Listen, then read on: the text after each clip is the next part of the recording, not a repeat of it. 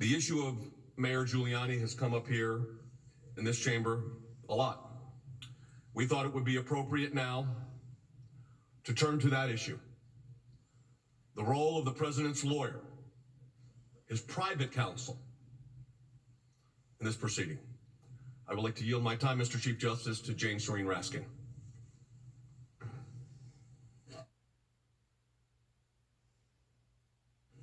Mr. Chief Justice, Majority Leader McConnell, members of the Senate. I expect you have heard American poet Carl Sandburg's summary of the trial lawyer's dilemma. If the facts are against you, argue the law. If the law is against you, argue the facts. If the facts and the law are against you, pound the table and yell like hell. Well, we've heard the House managers do some table pounding and a little yelling. But in the main, they've used a different tactic here, a tactic familiar to trial lawyers, though not mentioned by Mr. Sandburg. If both the law and the facts are against you, present a distraction. Emphasize a sensational fact, or perhaps a colorful and controversial public figure who appears on the scene.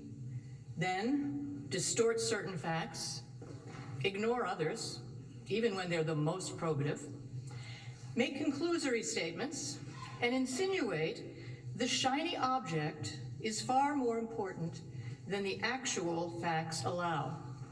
In short, divert attention from the holes in your case. Rudy Giuliani is the House manager's colorful distraction.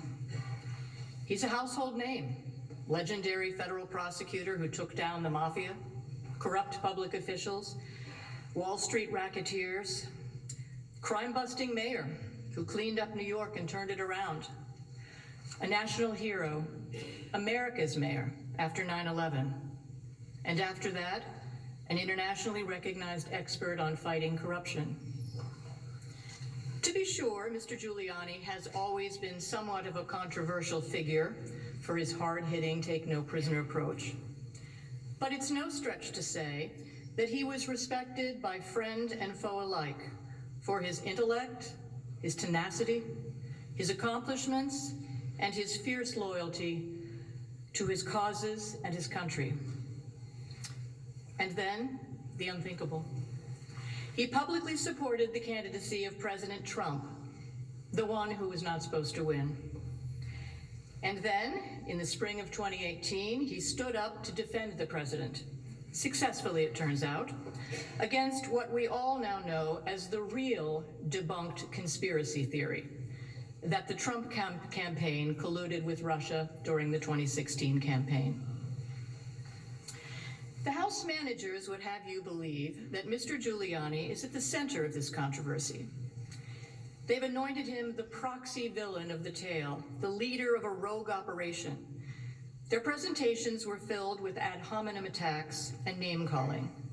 Cold-blooded political operative, political bagman. But I suggest to you that he's front and center in their narrative for one reason and one reason alone: to distract from the fact that the evidence does not support their claims. So what's the first tell that Mr. Giuliani's role in this may not be all that it's cracked up to be? They didn't subpoena him to testify. In fact, Mr. Schiff and his committee never even invited him to testify. They took a stab at subpoenaing his documents back in September, and when his lawyer responded with legal defenses to the production, the House walked away.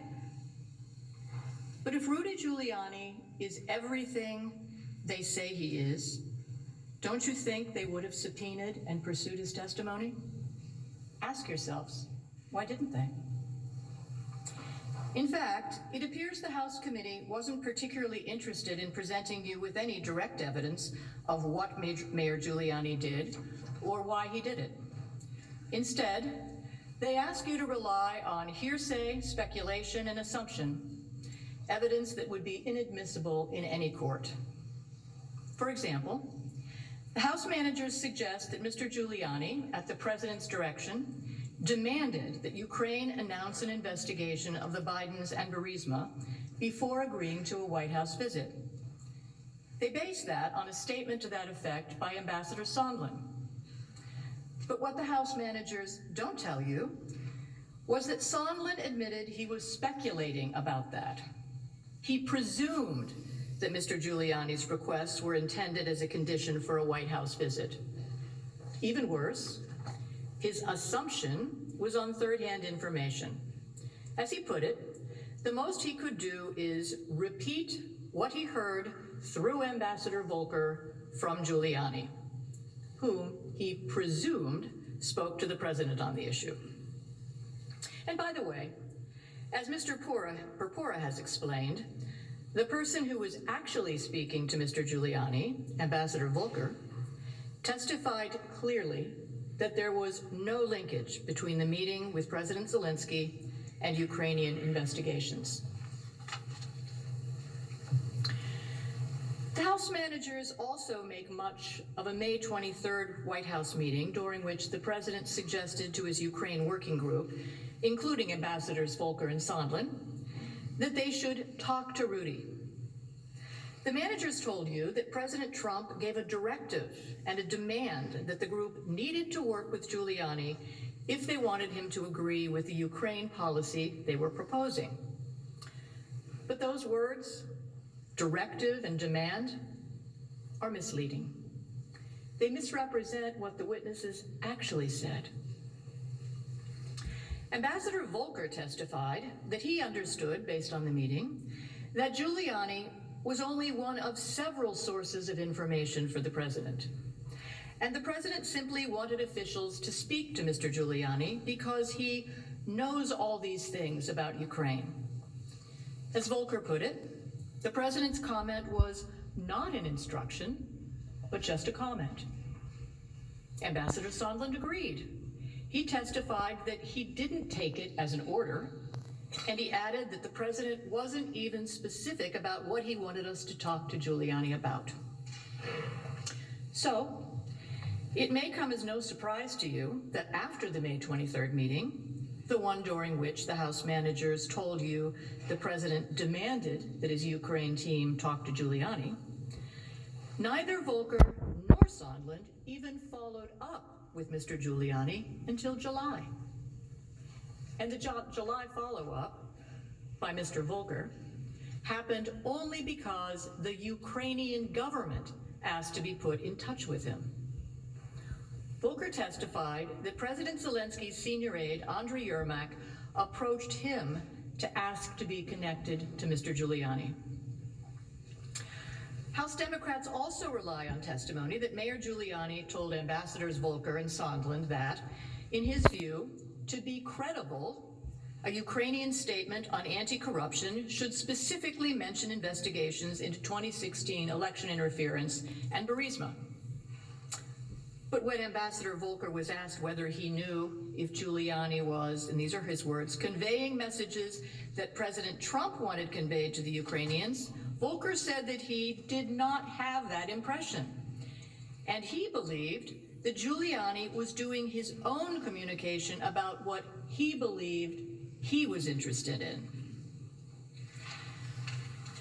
But even more significant than their reliance on presumptions, assumptions, and unsupported conclusions is the manager's failure to place in any fair context Mr. Giuliani's actual role in exploring Ukrainian corruption.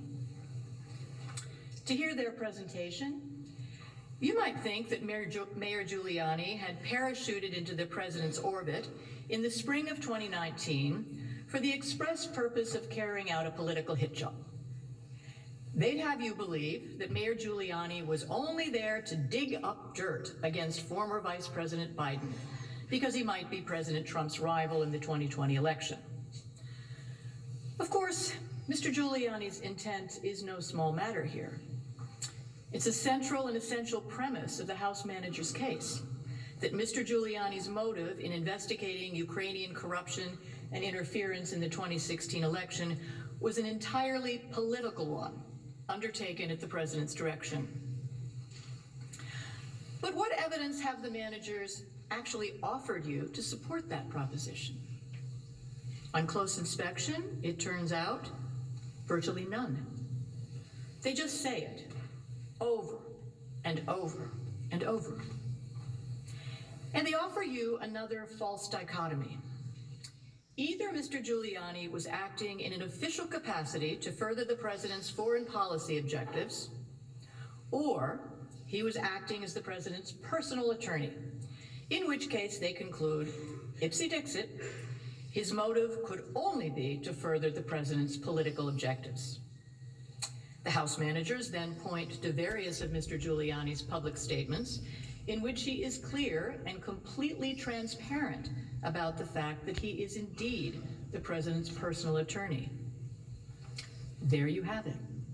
Giuliani admits he's acting as the president's personal attorney, and therefore he had to have been acting with a political motive to influence the 2020 election. No other option, right? Wrong. There is, of course, another obvious answer to the question, what motivated Mayor Giuliani to investigate the possible involvement of Ukrainians in the 2016 election? The House managers know what the answer is. It's in plain sight. And Mr. Giuliani has told any number of news outlets exactly when and why he became interested in the issue. It had nothing to do with the 2020 election. Mayor Giuliani began investigating Ukraine corruption and interference in the 2020 election way back in November of 2018, a full 6 months before Vice President Biden announced his candidacy, and 4 months before the release of the Mueller report, when the biggest false conspiracy theory in circulation, that the Trump campaign had colluded with Russia during the 2016 campaign, was still in wide circulation. As The Hill reported, as President Trump's highest profile defense attorney, the former New York City mayor, often known simply as Rudy, believed the Ukrainians' evidence could assist in his defense against the Russian collusion investigation and former special counsel Robert Mueller's final report. So Giuliani began to check things out in late 2018 and early 2019. The genesis of Mayor Giuliani's investigation was also reported by numerous other media outlets, including CNN, which related that Giuliani's role in Ukraine can be traced back to November 2018, when he was contacted by someone he describes as a well-known investigator. The Washington Post and many other news outlets reported the same information. So yes, Mayor Giuliani was President Trump's personal attorney, but he was not on a political errand. As he has stated repeatedly and publicly, he was doing what good defense attorneys do. He was following a lead from a well-known private investigator. He was gathering evidence regarding Ukrainian election interference to defend his client against the false allegations being investigated by Special Counsel Mueller. But the House managers didn't even allude to that possibility. Instead, they just repeated their mantra that Giuliani's motive was purely political. And that speaks volumes about the bias with which they have approached their mission. The bottom line is, Mr. Giuliani defended President Trump vigorously, relentlessly, and publicly throughout the Mueller investigation, and in the nonstop congressional investigations that followed, including the attempted Mueller redo by the House Judiciary Committee, which the managers would apparently like to sneak in the back door here. The House managers may not like his style. You may not like his style. But one might argue that he is everything Clarence Darrow said a defense lawyer must be: outrageous, irreverent, blasphemous, a rogue, a renegade. Fact is, in the end, after a 2-year siege on the presidency, 2 inspector general reports, and a $32 million special counsel investigation? Turns out, Rudy was spot on.